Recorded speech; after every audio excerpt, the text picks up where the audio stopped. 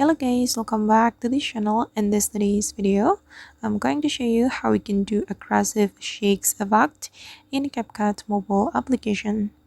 Okay, let's get into it. Here I have created a project in my CapCut application and I'm going to apply the aggressive shakes effect to this video.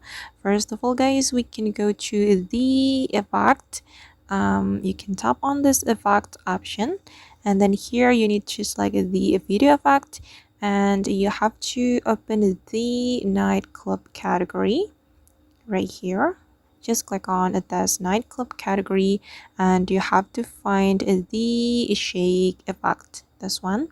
Click on it and you can adjust it to make it super aggressive. You can increase the speed and the intensity as well. You can go right to increase it like this to make it super aggressive. Okay, and this is the result, and you can drag the effect to make it align with your video, and this is the final result. Alright guys, and that's how we can do aggressive shakes effect in CapCut mobile application.